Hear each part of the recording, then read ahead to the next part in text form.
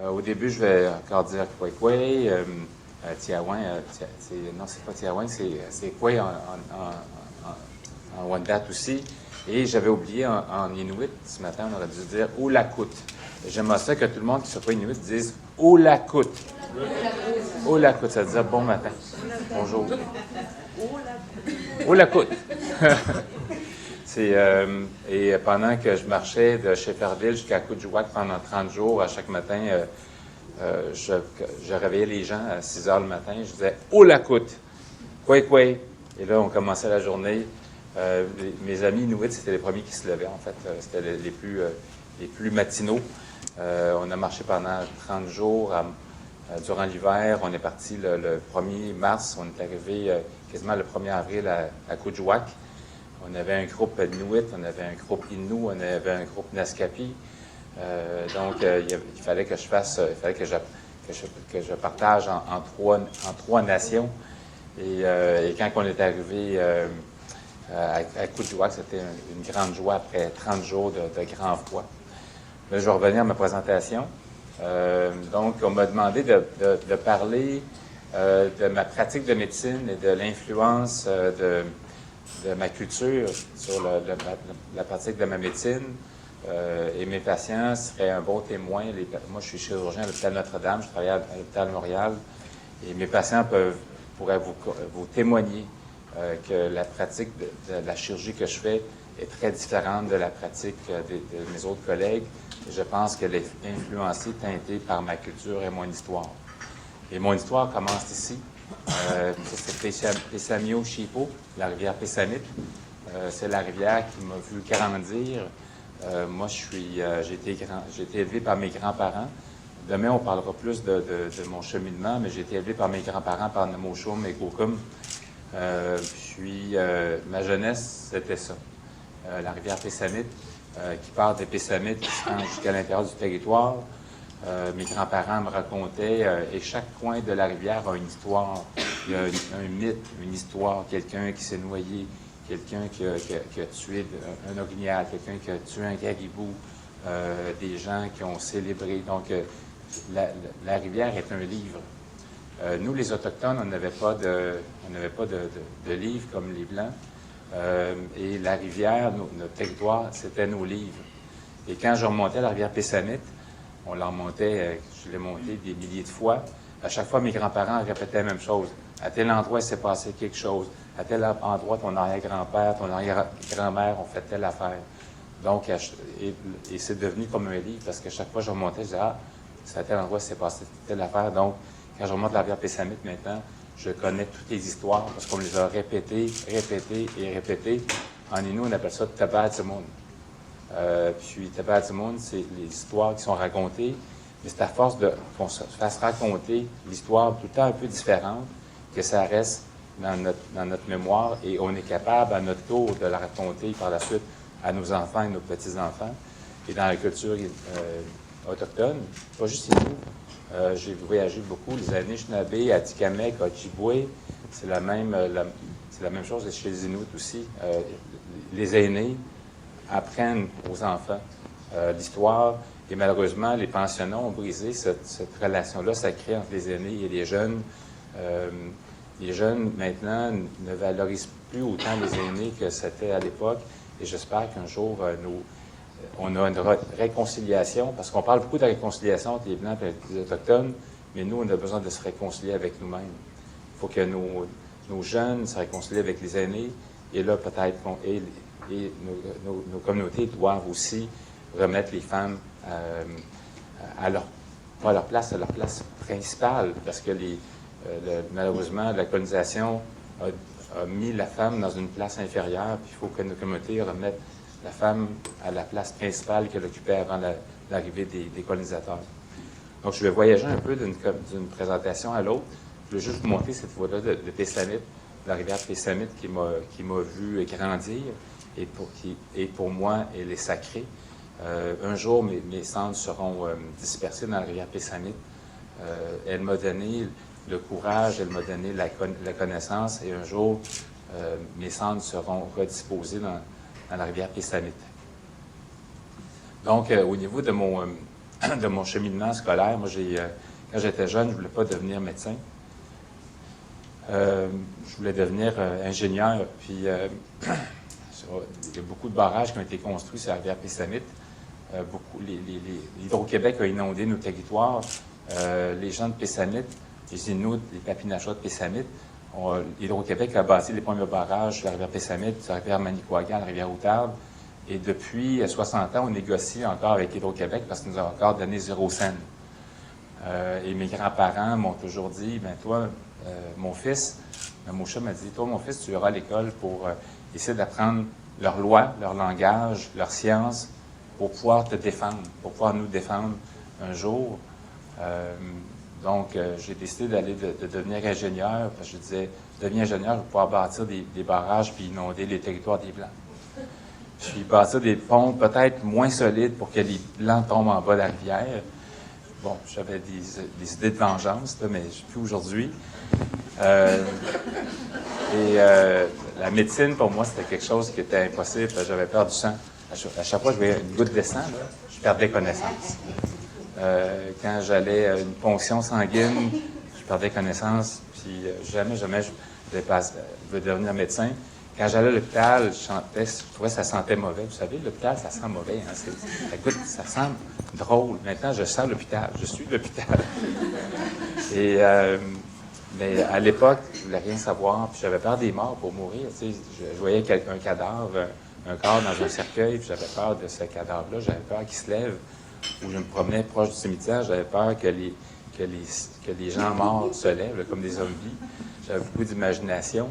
Tu sais, les Inuits, les Autochtones, on croit aux esprits. Hein, donc, la réincarnation, ça existe. Et pour moi, j'avais beaucoup peur des morts. Et jusqu'à l'âge de 17 ans, je n'ai jamais voulu devenir médecin.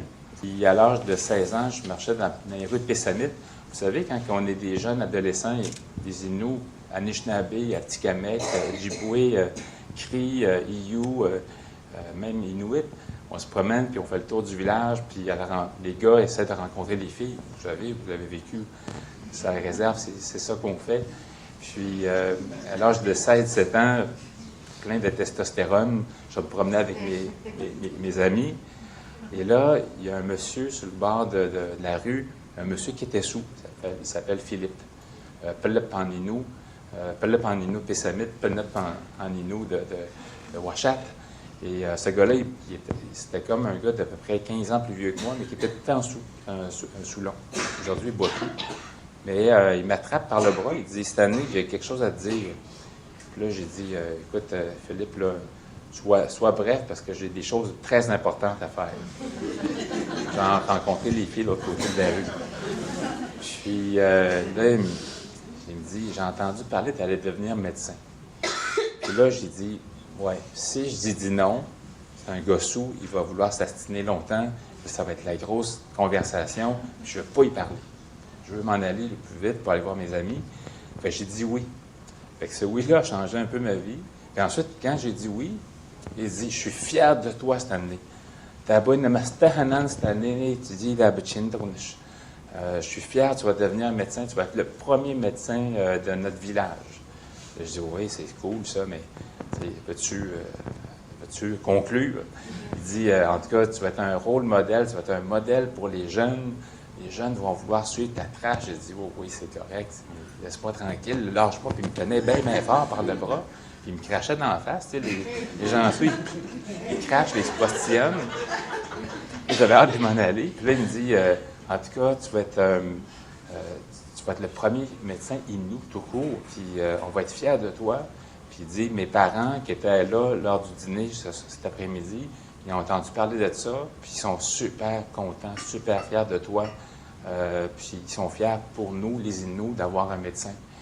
Puis là, il continue à parler. Il dit, le Moshum puis Nokum, qui étaient là aussi pour le dîner, eux autres, quand ils vont à Bécomo, à Autry, qu'on appelait à l'époque, quand ils vont voir le médecin, ils ne comprennent rien. Ils ne parlent ni français ni anglais. Puis ils ont besoin de traducteurs. Puis souvent, avec la traduction, ce qu'ils ont dit, c'est même plus la vraie chose qu'ils ont dit aux traducteurs. Puis quand ça revient à eux, c'est quasiment quelque chose de différent. Puis, mais toi, tu vas être capable de leur parler dans notre langue. Fait que là, il me dit, en tout cas, je vais être fier de toi, mes grands-parents sont fiers de toi. Ça a duré à peu près 15 minutes. C'était plus long que ça, puis il m'a craché dans la face beaucoup. Puis après ça, j'ai dit, c'est correct, merci, Philippe, je peux devenir médecin. Mais je pensais pas en tout. J'avais peur des morts et du sang. Fait que je suis parti voir mes amis. Puis mes amis qui me connaissaient très bien me disent, qu'est-ce qu'il t'a dit, Philippe, pendant 15 minutes de temps? Puis tu nous as fait perdre du temps parce que les filles sont parties. Puis j'ai dit, il m'a dit que j'allais devenir médecin. Fait que là, les gens ont parti à rire. Cette année, voilà. Tu sais, le sixième de une, ça reste au mot que tu restes plein de patoines. Tu as peur du sang et des morts. Fait que là, ils sont partis à rire, puis j'ai ri aussi parce que je disais, c'est complètement stupide. Puis plus tard, quand je suis revenu chez moi le lendemain, le soir, je suis arrivé chez moi, j'étais tout seul, je marchais, c'est quand même une belle vision. C'est beau, pourquoi pas. Fait que je me suis couché là-dessus. Puis quand je me suis levé le matin, j'ai dit, oui, pourquoi pas? Pourquoi pas appliquer en médecine? Peut-être que je ne verrais pas de mort ni de sang. En tout cas, j'étais complètement dans le temps, parce que j'ai eu du sang en masse. Mais fait que le lendemain, j'ai dit, je vais rentrer en médecine, puis je vais appliquer, puis je vais devenir le premier médecin Innu. Fait que j'ai commencé à travailler fort, j'ai fait une bonne année de cégep, puis j'ai pu rentrer en médecine l'année d'après. Et je suis rentré à cause d'un poste privilégié. J'avais des très bonnes notes au cégep, j'avais 89, 90, mais c'était pas suffisant pour entrer en médecine. À l'époque, il fallait avoir à peu près 92 %. Aujourd'hui, les cotes, c'est les cotes R, mais à l'époque, c'était sur la note globale. Puis, j'avais appliqué à l'Université de Montréal parce que je me disais, si je ne suis pas accepté, je vais pouvoir aller à la Polytechnique. Si j'ai peur du sang, au moins, je pourrais devenir ingénieur parce que j'avais vraiment peur du sang. Puis, et là, j'ai le médecin responsable des admissions, s'appelle le Dr. Rivet. Il m'a appelé, il m'a dit, j'ai reçu ta candidature, il y avait une lettre de ton chef et du chef du conseil Atikamekw-Montagnais, parce qu'à l'époque, les Atikamekw et les Inuits étaient ensemble, et le grand chef de la nation Atikamekw-Montagnais avait écrit une lettre aussi pour m'appuyer. Et là, le médecin avait dit, si on engage ce gars-là, peut-être ça va faire une différence pour les nations autochtones, pour les nations Inuits, il va peut-être devenir un leader. Donc, ils m'ont appelé, puis ils m'ont dit, on va te passer en entrevue, on va te faire un examen. Fait que j'ai passé en entrevue, puis même j'avais des notes un peu inférieures aux autres. Ils m'ont dit, on va te laisser cette chance-là, je pense que tu as le potentiel de devenir médecin. Fait qu'ils m'ont accepté. En 84, je suis rentré en médecine. Je me rappelle, le premier jour, j'étais super content. Je commençais à avoir peur un peu. Je disais, je vais pas mal rencontrer des affaires dégueulasses, là. La première journée de cours, j'arrive à l'école, c'est des cours super le fun, génétique, biochimie, c'est pas trop dégueulasse, ça. Puis les statistiques, c'est des chiffres. Puis histologie, c'est l'étude des cellules. Fait que je regarde dans un microscope, c'est pas dégueulasse non plus, là. Puis le dernier cours, c'était anatomie. Là, je me sentais plus ou moins fort. Je m'en vais en anatomie. Je m'assois au bureau, puis c'était juste des livres avec des dessins d'organes. Je dis, c'est pas dégueulasse, des dessins. Tu sais, regarder le dessin d'un cœur ou d'un os, c'est pas dégueulasse.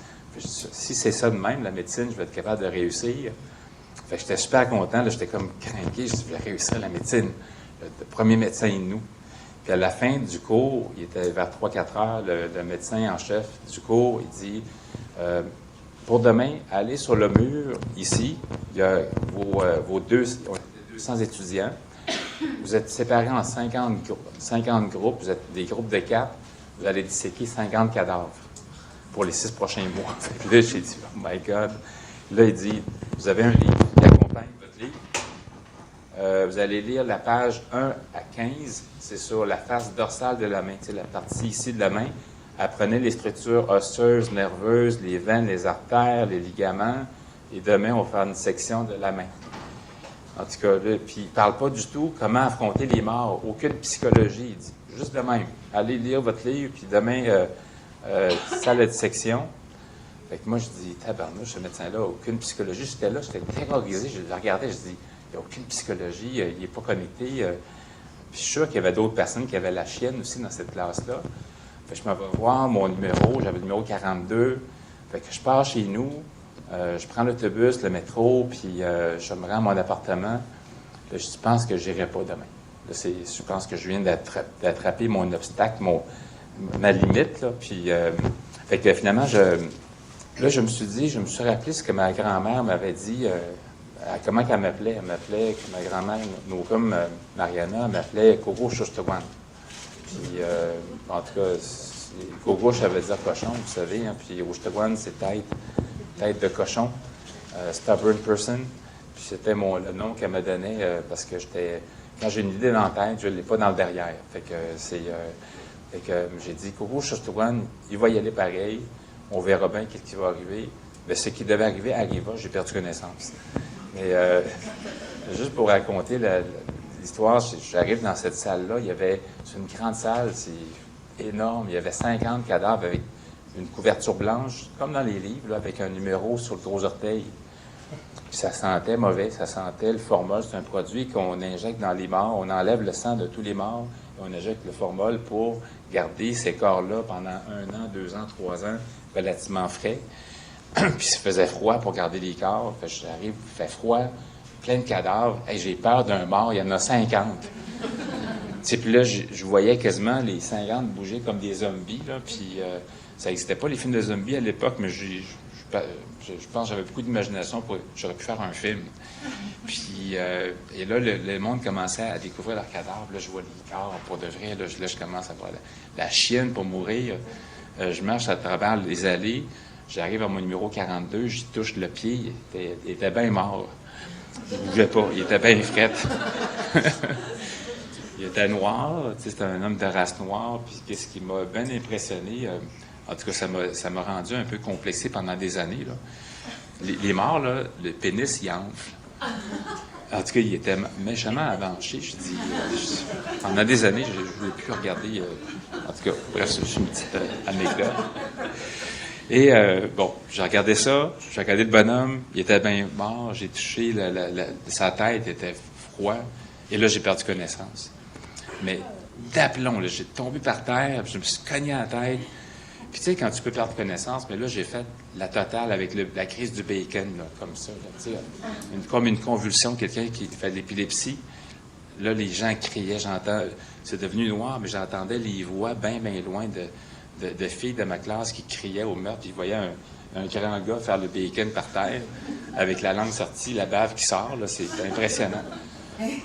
Fait que là, je me suis réveillé, puis là, les gens me disent, mais veux-tu sortir, tu sais, puis prendre un break, tu reviendras demain. Fait que finalement, j'ai dit non, je suis resté, puis j'ai jamais eu peur des morts par la suite, je suis même devenu un peu maniaque, c'est moi qui ai comme coupé la tête de mon cadavre en deux plus tard dans cette année-là. Et les professeurs m'avaient dit, t'es drôlement habile, tu as l'air à connaître déjà l'anatomie. J'ai dit oui, j'en ai ouvert des ours dans ma vie, là. J'en ai ouvert des orignaux, des caribous, des castors avec mes grands-parents. Puis les organes d'un ours, c'est pareil comme un être humain. Fait que je connaissais déjà tous les organes en Innu, au Ben, au Tei, au Di, au Shquin, au Dedeshko. Donc, toutes et je savais comment c'était connecté. Je savais pas les noms en français, fait que j'ai appris ça. Puis j'étais déjà très habile de mes mains. Fait que le gars m'a dit, tu devrais considérer la chirurgie un jour. Fait que je suis devenu, par la suite, chirurgien plus tard. J'ai fait mon cours de médecine. J'ai perdu connaissance à l'hôpital aussi, évidemment. Tu sais, puis un mort, ça saigne pas, il n'y a pas de sang. La première année, j'ai fait... à la fin de la première année, on fait un stage de médecine. J'étais à Alma, au Lac-Saint-Jean. Et là, je me rappelle encore, je souhaitais, je priais de même. Je disais, chez Manitou, tu m'as tout. Tu dis, ah, bah, Mano, moi, dis, je arrête. Ça veut dire, chez Manitou, le grand esprit fait en sorte que je ne vais pas descendre aujourd'hui. Puis là, j'espérais, j'allais être en psychiatrie. Il fallait faire 1 mois. J'espère que je vais commencer par la psychiatrie, ensuite d'autres affaires, puis la chirurgie en dernier. Puis là, le médecin en chef, il dit, vous, M. Valland, le docteur Tremblay vous attend à l'opération à 10 heures. Ah, bon, j'avais la chienne. Là, je me rappelle, j'ai pris mon vélo, puis j'ai fait le tour de l'hôpital 4-5 fois. J'ai dit, je pense que je m'en vais. Là, j'ai dit, le Coco Chouchtowan m'a dit encore, hey, tu as fait 1 année de médecine, puis tu vas t'arrêter là. Tu as fait 500 km de voiture sur le pouce pour venir à Alma. Sur le pouce que je suis venu en plus. Puis, j'avais pas beaucoup d'argent à l'époque, fait que je faisais du pouce. Puis là, j'ai dit, je vais devoir y aller. Fait que je me suis pris mon courage à 2 mains. J'étais allé en salle d'opération. Là, j'ai rencontré le docteur Tremblay. Il dit « Bonjour, M. Volland, aujourd'hui, on va faire une cholestectomie, mais ça veut dire enlever la vesicule biliaire de quelqu'un qui avait des pierres au foie. » Puis là, il monte, il dit « Bon, on va t'habiller en greens, en habit vert. » Fait que je vais m'habiller, le chapeau. Il dit « Je vais te montrer comment te laver les mains, comment mettre les vêtements de chirurgien. » Fait que je me rappelle, on s'est brossé. Là, à date, ça allait pas pire. Ensuite, une blouse que j'ai mis, les infirmières avaient une blouse, des gants, le masque. Puis il me dit « Viens à la table d'opération vis-à-vis moi. » Je dis, là, je vois le bonhomme qui se faisait opérer. On voyait juste sa bedaine. Je voyais plus sa tête et le restant, c'était tout scrubbé, là, des champs stériles pour pas de l'infection à côté. Puis à l'époque, on faisait pas juste des petits trous pour la vesicule biliaire. C'était la grande incision, la grosse coupure. Puis là, il prend son couteau, il commence à couper de là jusqu'à là. Et là, je vois la peau ouverte, le sang qui coule, le jaune de la graisse. Là, je commence à pas me sentir super bien. Puis il prend un couteau électrique pour brûler, ça fait de la boucane, tu sais, un chaud son et lumière. Et boucane. L'odeur de la chair brûlée. C'est intense. Ensuite, il brûle le muscle, la viande. C'est rouge, puis là, ça brûle encore plus, ça sent encore plus la viande brûlée. Là, c'était too much. Là, j'ai perdu connaissance d'aplomb. Mes infirmières me checkaient, ils voyaient, quand ils voient un grand gars, absolument, il y a plus de chances de tomber qu'une femme. Les femmes sont plus courageuses que les hommes. Puis, elle m'avait mis un banc en arrière de moi, fait que je suis tombé sur le banc, fait que je suis pas tombé par terre. Puis, là, je me sentais mal, j'étais vert, mais je pense que j'ai du vert, bleu, toutes les couleurs. Puis, là, il dit, ben, veux-tu prendre un break, tu reviendras demain? J'ai dit, non, je vais rester. Puis, je suis resté pour la fin de l'opération. Puis, j'ai jamais eu peur du sang par la suite en salle d'opération. Fait que ça m'a confirmé que j'étais pas pire, puis que c'est un peu la preuve que les obstacles, c'est tout dans notre tête, puis on est capable de vaincre nos obstacles. Puis le pire obstacle qu'on est capable de vaincre, c'est pas l'obstacle physique, c'est l'obstacle qui est dans notre tête. J'avais peur des morts, puis du sang, fait que j'ai vaincu cette peur-là. Malgré qu'encore aujourd'hui, quand quelqu'un me prend une prise de sang, bien, je regarde pas. Si je vois la piqûre dans mon bras, je perds connaissance. Ou quand mes enfants se blessent, je suis pas capable de les soigner, j'ai peur. Parce que c'est encore cette peur-là du sang qui revient. Mais aujourd'hui, je perds des gens. Hier, j'ai fait des opérations, avant-hier aussi. Pas avant-hier, il y a 2 jours, il y a 3 jours. Fait que cette peur-là, je l'ai maîtrisée dans mon milieu naturel. Quand je mets mon habit psychologique de chirurgien, c'est correct. C'est comme un habit de Superman, je deviens, avec des super pouvoirs. Donc, c'était juste une anecdote qui est très longue. Mais pourquoi je suis devenu médecin et chirurgien? Donc, j'ai gradué en 94.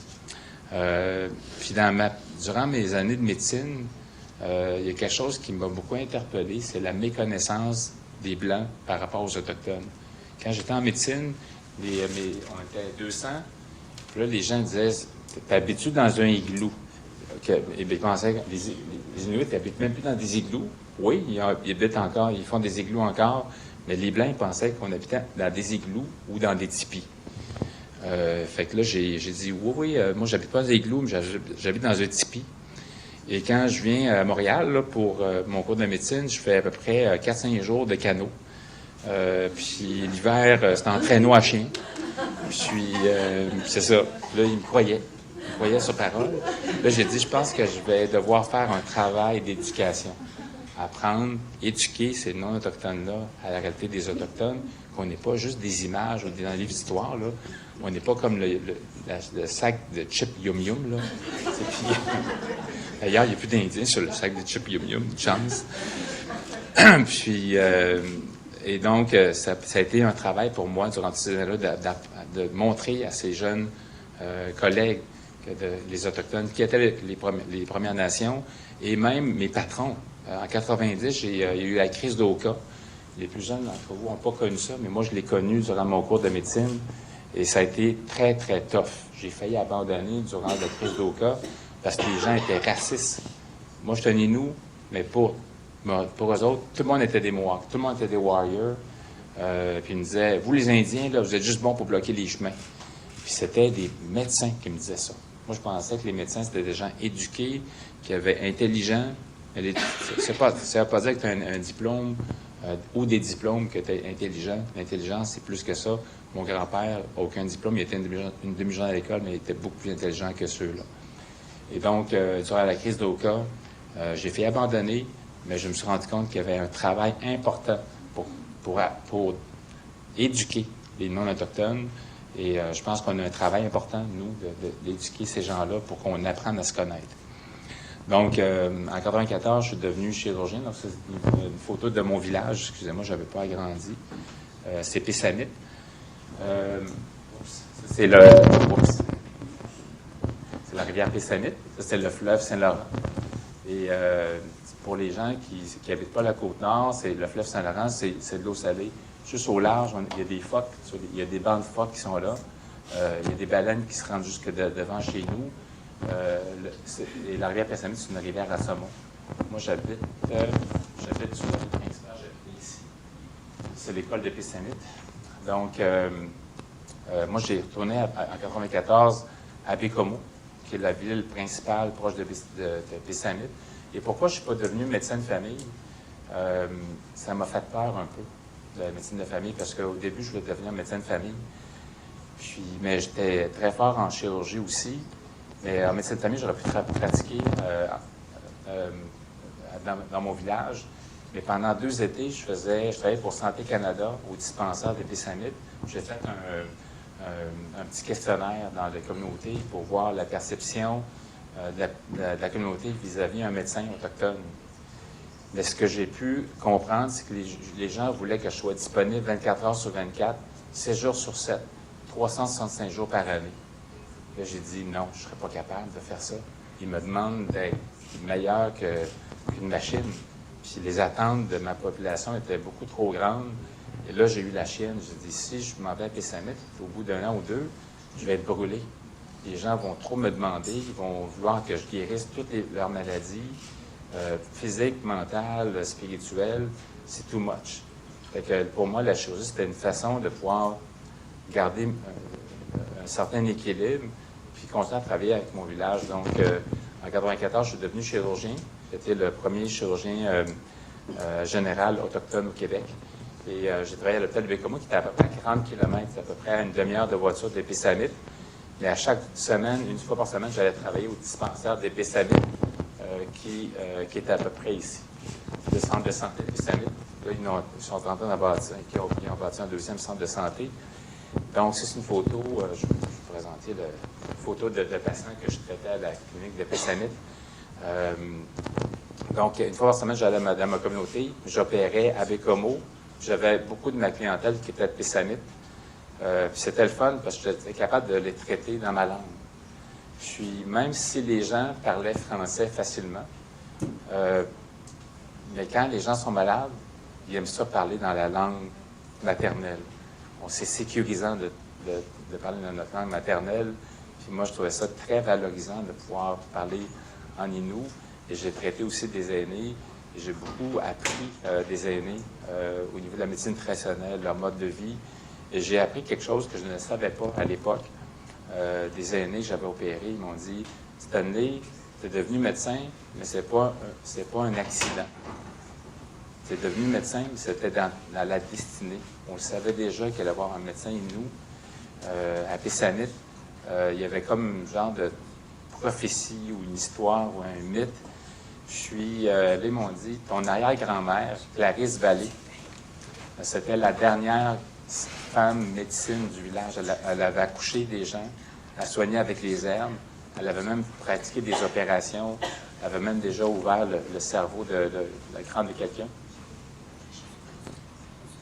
OK, parfait. M'entendez-vous bien, là? Je vais prendre le micro dans les mains, puis ça va être plus simple. Vous m'entendez? Donc, mon arrière-grand-mère Clarisse, moi, je ne l'ai pas connue parce qu'elle est morte quand j'avais 3 ans, fait que je n'ai pas de mémoire d'elle. Puis, les aînés me disaient, ton arrière-grand-mère Clarisse, elle soignait les gens avec des herbes. Elle connaissait toute la médecine des herbes et des animaux. Puis, elle a fait des opérations. Elle avait même déjà ouvert la boîte crânienne de gens qui étaient tombés, qui a fait une hémorragie dans leur tête. La science traditionnelle des Autochtones était très, très forte. On l'a perdue à cause de la colonisation. Et mon arrière-grand-mère, semble-t-il, qu'elle venait me chercher quand j'étais bébé. C'est ça que les aînés me disaient. Quand tu étais bébé, tu étais la seule de ces petits-enfants qu'elle venait chercher, c'est ton grand-père, puis tu passais la journée avec. Moi, j'ai aucun souvenir. Et là, les aînés de Pessamit me disent, elle t'a passé ses dons. Elle t'a passé ses dons de guérisseur. Donc, mon côté plus, c'est comme occidental, peut-être, t'es formé en médecine de façon scientifique. Je dis, bon, je pense que c'est un addon. Mais mon côté plus autochtone, mon côté Innu, oui, c'est peut-être vrai qu'elle m'a passé ses dons. Puis c'est peut-être pour ça que j'ai des bonnes mains, je suis capable de guérir les gens. Puis les gens, mes patients, ils disent, quand on vous touche, quand on sent vos mains, on sent qu'il y a quelque chose de plus puissant que juste l'habilité puis votre science. Donc, et pour les aînés de mon village, c'était pas un accident que je devienne médecin. Donc, et pour moi, de traîner toute ma culture, tout le savoir de mes grands-parents à travers ma médecine, durant ma profession, j'ai toujours été différent des autres médecins. Je pense que j'ai toujours été inspiré et traduit ma culture à travers la médecine. Et pour moi, le côté holistique, on parlait des 4 directions, le côté mental, spirituel, émotionnel et physique, mais pour moi, c'est très important. Je vous donne un exemple. Quelqu'un qui se fait couper les 2 jambes lors d'un accident ou c'est un cancer, physiquement, il va t'atteindre, mais le physique va atteindre aussi son mental, parce que là, il va devenir déprimé. Tu viens de te faire couper les jambes, tu vas pleurer, tu vas être en colère, donc tu vas être en colère avec les autres personnes de ton milieu, donc au niveau émotionnel, ça va t'affecter. Puis ensuite, spirituellement, bien souvent, ces gens-là qui ont des accidents de même, ils ne croient plus à Dieu, ils ne croient plus à Tishmanitu. Donc, spirituellement, ils sont déconnectés. Puis à certains moments, et les gens qui restent comme ça, ils vont mourir. Ils vont mourir parce qu'ils sont débalancés de façon totale. Mais après un certain moment, la colère passe, ils commencent à être en équilibre avec leur nouveau côté physique. Et là, les émotions reviennent équilibrées, le mental aussi, le spirituel. Et je pense que la médecine holistique, c'est un peu l'exemple. Moi, je le vois. Et souvent, quand je traite les patients avec le cancer, j'utilise beaucoup la foi, le spirituel, pour travailler sur le courage. Parce que quand tu vas avoir de la chimiothérapie, de la radiothérapie, une grosse chirurgie, tu vas passer 6-8 mois à souffrir, tu as besoin de courage. Et je pense que le côté spirituel, émotionnel, j'essaie de le travailler beaucoup, beaucoup avec les gens. Et pour moi, je l'applique dans mon travail, puis les gens me disent, t'es pas un docteur comme tout le monde, parce que tu parles beaucoup, puis on sent que tu t'occupes vraiment de nous. Quand je fais ma tournée, quand je vois mes patients, je m'assois avec eux, je reste pas debout, parce qu'il y a des docteurs qui arrivent comme ça, là. OK, monsieur Deblois, vous avez le cancer, puis vous allez mourir dans 6 mois. C'est ça, je m'en vais. La médecine, des fois, ça peut être aussi froid que ça. Mais moi, je pense que j'essaie d'être un allié et j'essaie de trouver des éléments pour aider mes patients, qu'ils soient autochtones ou non autochtones. Je m'assois avec eux. Souvent, je vais tenir leurs mains, je vais mettre une main sur eux. Juste ce toucher-là, ça rend quelque chose de différent. C'est un peu le message que j'essaie de donner à mes élèves de médecine qui sont non autochtones, leur transmettre un peu ma saveur autochtone pour qu'ils puissent être des meilleurs médecins. Et si les médecins étaient holistiques, pensaient à la globalité des patients, mais je pense qu'on aurait une meilleure qualité de médecine. Donc, c'est un peu l'influence de... Et je dis aussi, je crois beaucoup à la médecine traditionnelle. Moi, j'ai bénéficié beaucoup de la médecine traditionnelle avec mes grands-parents. On prenait beaucoup Milouépa, c'est le thé du Labrador, pour la grippe, pour faire baisser la fièvre. On avait Adimashk, c'est le frêne noir, là, c'est pour les pierres au foie, puis il y avait plein de touche-pis, il y avait plusieurs. Mais la médecine traditionnelle qui m'a le plus marqué, c'est Wishana. Pour les gens, Wishana, c'est des rognons de castor pour les Français.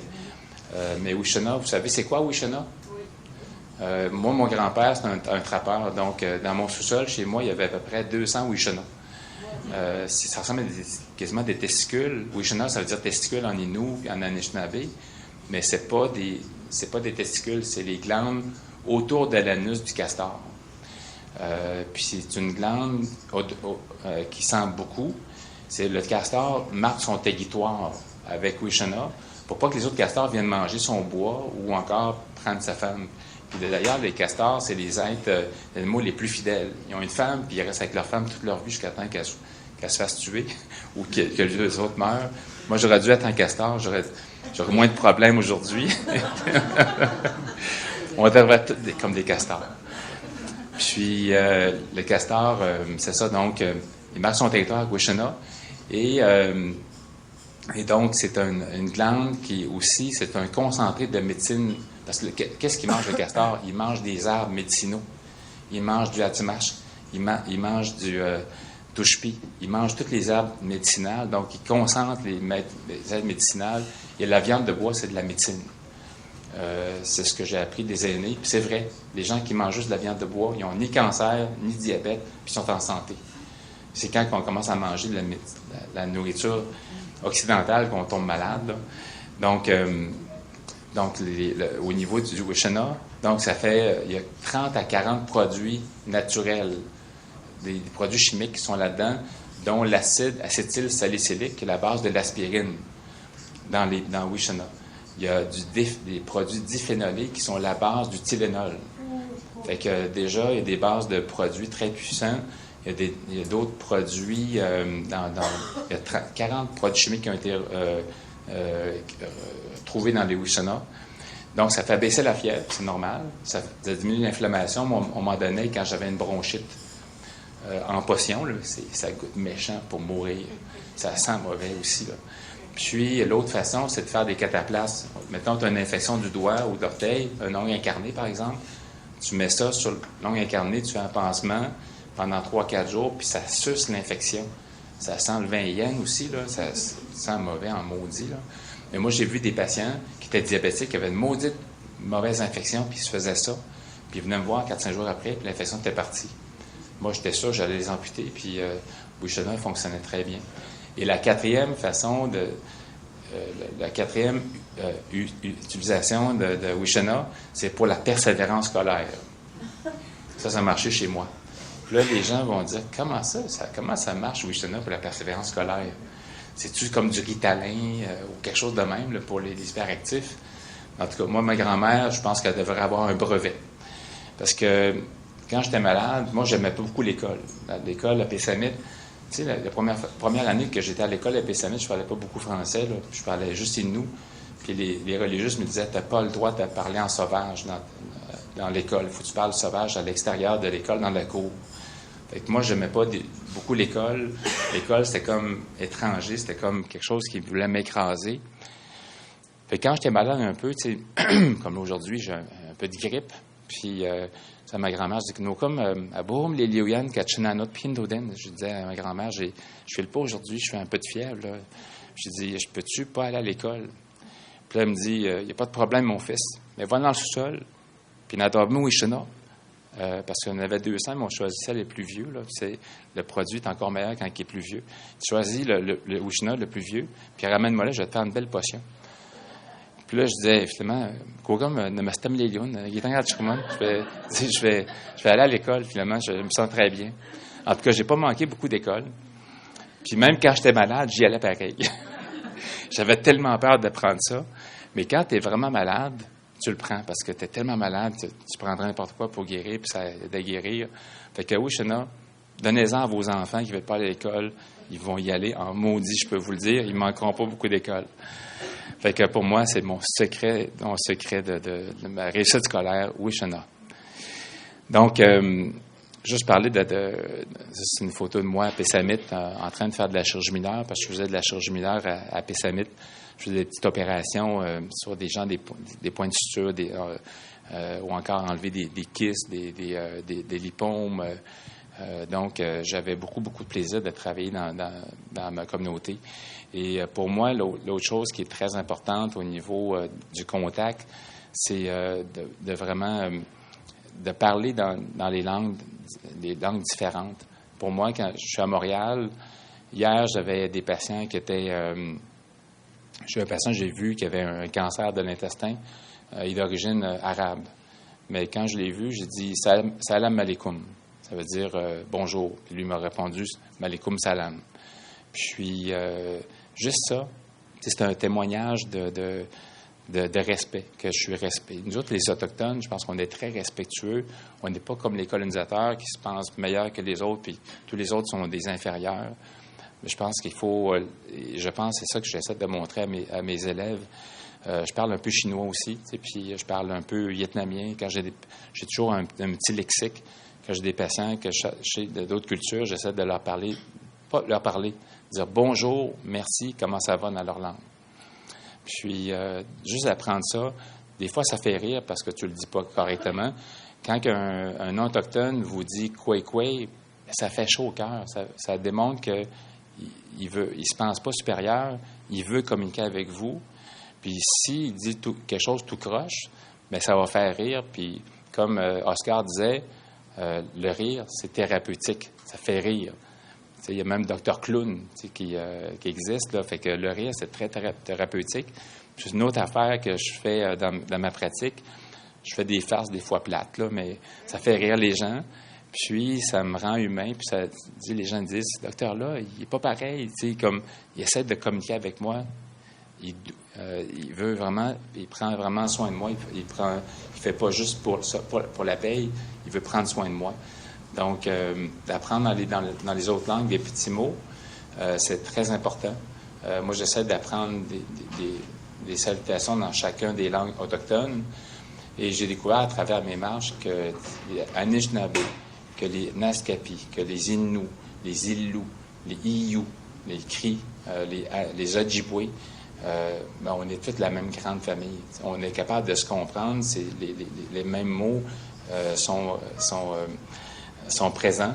Puis moi, ça me rend encore plus heureux de pouvoir communiquer avec tous ces gens-là. Donc, j'apprends quelques mots en Wendat, en Mi'kmaq. Donc, pour moi, c'est la langue, la communication est très, très importante. Mais ça fait partie de ce concept-là qui est de holistique. Donc, et je donne des cours sur aux jeunes non autochtones sur l'histoire des Premières Nations. Et souvent, je me rends compte que même les Premières Nations, on ne connaît même pas notre propre histoire. Puis, en fait, on devrait peut-être donner des cours d'histoire un peu meilleurs aux Premières Nations. Moi, je l'ai appris beaucoup à travers mes grands-parents, à travers mes lectures, à travers mes rencontres, qui nous sommes. On a traversé le détroit de Bering il y a à peu près 30-35 000 ans. Et j'ai été rencontrer des gens qui sont de Mongolie, puis ils vivent comme nous. Ils vivent dans des tipis. Ils chassent non, ils chassent pas le caribou, ils élèvent des caribous. Fait que c'est un peu... Et la façon qu'ils sont, c'est comme des gens comme chez nous, puis ils nous ressemblent. J'étais en Chine, puis j'ai vu la moitié des gens de ma tribu qui ressemblaient à des Chinois. J'ai dit, ouais, je pense qu'on vient vraiment d'Asie, il n'y a aucun doute. Puis, donc, nos ancêtres sont venus, puis il y en a qui ont été plus vers le sud. Moi, malheureusement, mes ancêtres, sacrifices, sont tournés vers l'est. J'aurais pu être au Mexique aujourd'hui, puis sur une plage. Mais mes ancêtres ont viré vers l'est. Bien, en tout cas, je suis content quand même qu'ils aient viré vers l'est. Mais quand j'ai des patients maintenant qui viennent de Colombie, qui viennent du Pérou, qui viennent du Guatemala. Mais tabarnouche, c'est mes cousins. On se ressemble. Puis, comme je leur dis, vous êtes mon cousin, on a le même sang. Puis, ça me connecte beaucoup, beaucoup de voir qu'on est interconnectés. Et par la suite, nos ancêtres ont viré vers l'est. Puis, vous savez, il y a 10 000 ans ici, à Québec, il y avait juste un glacier d'1 kilomètre de haut. Donc, il n'y avait personne qui habitait ici. Donc, les gens habitaient plus vers le sud. Et c'est pour ça que c'était les ancêtres des Anishinaabe, des Atikamekw. Par la suite, on est remonté vers le nord. Et de plus en plus au nord, quand le glacier s'est retiré.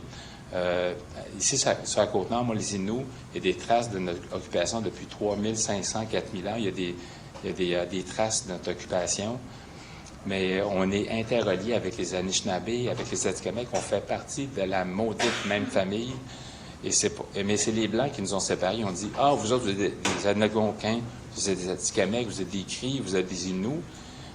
Mais mon grand-père, quand il parlait des gens de Mistassini, là, il disait Mistassini, Inuits. Il disait pas, c'était des Cris. Puis les gens de Mistassini, quand ils parlent, c'est des Inuits, c'est pas des Iyous. Puis quand ils disent merci, ils disent pas miigwech, ils disent Tcheneshkometon. Et le langage de Mistassini ou de Wiswanipi, ça ressemble beaucoup à l'Innu. Fait qu'il y a vraiment on s'est séparés beaucoup. On est vraiment des frères et des sœurs. Et les colonisateurs, ils veulent nous séparer pour nous dominer encore plus. Puis il faudrait peut-être qu'on apprenne à se connecter. Puis la troisième migration, c'est les Inuits et les Thulés, il y a à peu près 2000 ans. Et les Inuits, c'était des grands conquérants. Ils ont traversé le détroit de Bering. Ils ont même quasiment exterminé les Vikings. Ils sont arrivés au Groenland. Les Inuits, maintenant, ils habitent au Groenland. Ils habitent dans le nord du Québec, à Terre-Neuve, Labrador, dans le nord du Canada, en Alaska, et aussi au Yukon. Puis c'était des guerriers des excellents guerriers. Ils ont même, à l'an 1000, ils sont arrivés au Groenland, et on a des traces. Les Vikings étaient déjà présents, puis ils écrivaient déjà, puis ils ont rencontré les Inuits, puis on disait que c'est des féroces guerriers. Les Vikings ont failli être exterminés par les Inuits. Mais les Vikings ont fait venir d'autres Vikings de l'Islande puis du Danemark pour essayer de contrôler l'invasion Inuit. Mais les Inuits étaient très, très forts. Et les Inuits ont même descendu jusqu'au sud, jusqu'à cette île, il y a 400 ans.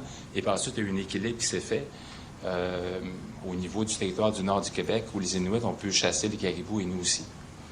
Donc, et je pense qu'il y a beaucoup de gens qui ne connaissent pas beaucoup la colonisation, la loi, il me reste 10 minutes, la loi des Indiens, comment ça affecte nos vies. Moi, je ne connaissais pas beaucoup ça quand j'étais jeune. Et les pensionnats autochtones, quand j'étais jeune, je ne connaissais pas ça du tout. Ma mère a été au pensionnat quand elle était jeune. Ma mère a développé l'alcoolisme durant sa jeunesse. Elle est morte à 52 ans, ma mère, d'alcoolisme. Elle buvait pour noyer sa peine. J'ai su par la suite, à travers la révélation au niveau du pensionnat, mais ma mère a été violée au pensionnat. Elle a été violée dans ma communauté aussi. Mais mes grands-parents n'ont jamais pris sa défense parce qu'ils disaient « ça se peut pas, c'est impossible. Les catholiques, ça peut pas faire ça. » Fait que le catholicisme nous a comme brisés. Et aujourd'hui, maintenant, je comprends ma mère et j'ai pardonné ma mère parce que ma mère, je l'ai même haï. Ma mère, j'avais une relation amoureuse avec ma mère. Même un mois avant qu'elle meure, j'ai souhaité sa mort à ma mère. Un mois avant sa mort, elle devait s'occuper de ma grand-mère, de Nocum. Nocum avait un cancer du poumon. J'avais dit à ma mère, tu vas partir à Québec avec Nocum, puis tu vas t'occuper d'elle pendant un mois pendant qu'elle reçoit la radiothérapie pour faire fondre un peu sa tumeur, mais elle va mourir pareil. C'est une grosse tumeur.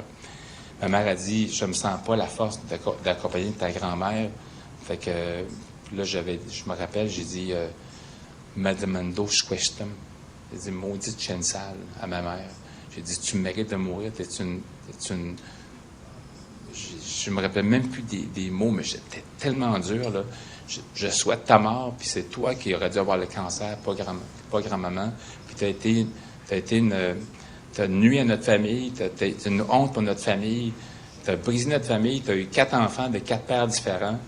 On a honte de toi, puis t'as rien fait de bon, tu mérites juste de mourir.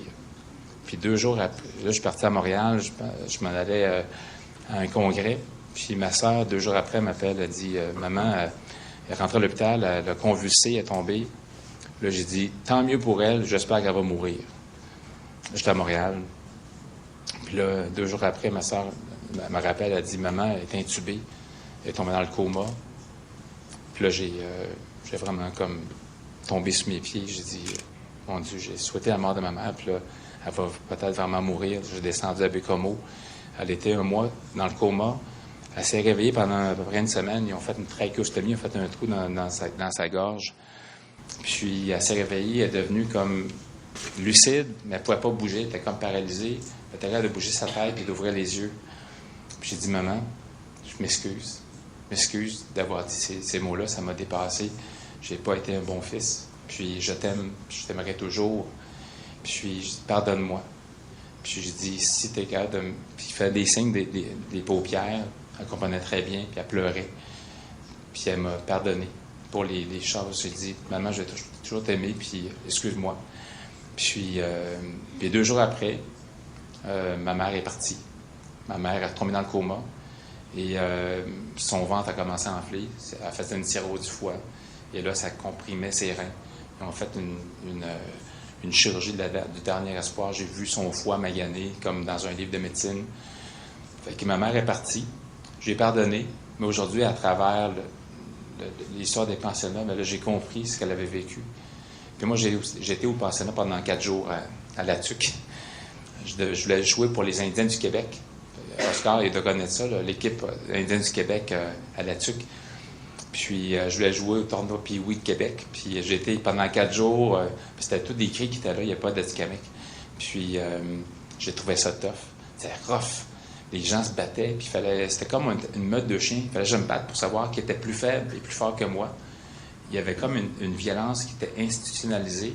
Puis je me rappelle encore de la bouffe, les toasts toutes froides, mouillés, le gruau qui avait plus d'eau que de gruau. Puis j'ai dit, j'avais resté là pendant 5 jours. Au bout de 4 jours, j'ai appelé ma mère. J'ai dit, viens me chercher, je peux pas rester ici. Mais je suis resté là pendant 5 ans. Je ne serais pas devenu la même personne que je suis devenu aujourd'hui. Je suis peut-être devenu violent, agressif. Puis les pensionnats, c'était des usines pour nous changer, pour nous détruire. Et aujourd'hui, je le comprends. Puis si les non-autochtones, les Blancs, essaient de comprendre pourquoi il y a tant de misère dans la communauté, bien, il faut qu'ils pensent à tous les effets de la loi sur les Indiens, les pensionnats qui sont encore aujourd'hui. Donc, je donne des cours chez les médecins blancs, chez les étudiants, et je leur parle beaucoup des pensionnats. Puis je pense que ça les réveille à une réalité qu'ils ne connaissaient pas, et que même nous, on ne connaissait pas. Et plusieurs d'entre nous ne connaissent pas encore comment ça a été rough et comment nos parents ont souffert. Et souvent, les parents qui ont été violentés, si tu as été agressé, là, tu vas être un agresseur aussi. D'ailleurs, 80% des enfants agressés dans la communauté autochtone le sont par leurs parents. Donc, il faut qu'on brise ce cercle vicieux-là dans nos communautés. Il faut qu'on se reprenne en main. Puis c'est pas l'argent d'ailleurs, mais c'est nous autres qu'il faut qu'ils disent non, ça s'arrête là. Et moi, j'ai décidé de l'arrêter. Je suis pas le meilleur père, j'ai 4 enfants. J'ai plusieurs choses encore à apprendre parce qu'il n'y a personne qui m'a montré comment être un bon parent. Ma mère n'était pas présente, mes grands-parents étaient d'une autre génération. J'essaie d'apprendre et j'espère que mes enfants, eux autres, pourront être guéris et ne pas transmettre ce trauma-là qu'on m'a transmis de façon intergénérationnelle et que vous aussi, vous avez sûrement avoir une transmission de ce traumatisme-là. Mais notre responsabilité, c'est de dire non, ça s'arrête aujourd'hui. Donc, il ne faut jamais oublier le passé, comme Brenda disait. Acknowledge the past, mais you have to live the present. Don't live in the past. Acknowledge the past, live the present, and look towards a brighter future. Voir vers un futur qui va être meilleur. Si on marche ensemble, un pas à la fois, on arrivera à ce chemin-là. Donc, c'est un peu le message que je veux vous donner sur ma pratique. Donc, une pratique qui est beaucoup inspirée par ma culture, une pratique par la fierté de ma culture que j'essaie de transmettre. Et je pense que ça fait de moi un meilleur médecin. J'espère que d'autres personnes suivront ma trace. Aujourd'hui, Sandrine est ici. Sandrine est en médecine. Ça fait partie de Sandrine Filiatro et Wendat. Juste une dernière anecdote là, pour parler de... Moi, quand je suis rentré en médecine, j'étais sur un poste privilégié. Et l'année d'après, ils ont engagé un deuxième autochtone, un Ojibwe. Il s'appelait John Big Canoe. Il était plus vieux que moi, mais on s'est toujours entraidés. On était 2 Indiens dans l'école de médecine. On s'entraidait pour réussir. Puis il a réussi, il est devenu médecin de famille. Et je l'ai rencontré en 92 à Maoka, lors d'un powwow. Il m'avait dit, tu viendras me voir, je travaille maintenant dans Manitoulin Island, des îles Manitoulin, c'est en Ontario, sur le lac Huron. Il pratiquait là, puis il allait dans des petites îles, qui a des petites maisons, des petites communautés en canot, pour voir les patients. Et un mois après, j'ai appris qu'il s'est noyé. Son canot a renversé là, par une grosse vague de lac. Et il a pratiqué peut-être 2-3 mois. Fait que pour moi, c'est un... Et j'étais à l'Association médicale canadienne, j'ai nommé un prix de 10 000 $ par année qu'on donne à l'étudiant autochtone à son nom. Et pour moi, de pouvoir donner la chance à des jeunes autochtones de devenir médecins, c'est important. Depuis 1984, j'ai commencé à travailler sur le programme autochtone au Québec. En fait, j'ai rencontré plusieurs ministres de la Santé, de l'Éducation, plusieurs personnes, des premiers ministres, pour les convaincre d'avoir un programme autochtone, pour avoir des jeunes autochtones pour devenir médecins ou infirmières. Et en 2008, ils ont réalisé ce programme-là. Il y a 4 postes à chaque année pour les étudiants de médecine. Et je suis fier aujourd'hui de dire aussi que ma fille de 19 ans, j'ai 4 enfants, une fille de 23, une fille de 19, Chloé, un gars de 13 ans, puis une petite fille de 2 ans et demi. Ma fille de 19 ans va appliquer en médecine. Elle va appliquer au contingent autochtone, mais va appliquer dans le contingent régulier. Elle a eu une demande d'interview à McGill. Donc, pour moi, c'est comme la trace que j'ai tracée. J'ai tracé la trace, j'ai forcé beaucoup, j'ai souffert beaucoup. J'espère qu'il y a d'autres personnes qui vont suivre cette trace-là, qui est déjà au moins faite. La première traite, dans le bois, là, le premier qui trace le chemin, là, il n'arrache en raquette. Mais le deuxième qui passe, c'est plus facile. Le troisième qui passe, la traîne est déjà tapée. Le traîneau glisse plus. Et dans l'hiver, quand tu traces la première trace, mon Dieu que c'est tough. Tu forces beaucoup, mais tu espères que les gens en arrière vont moins souffrir. Donc, suivez les traces qu'on a tracées, puis soyez fiers de qui vous êtes. Merci beaucoup. C'est jusqu'à maintenant Miigwech, Nakormik.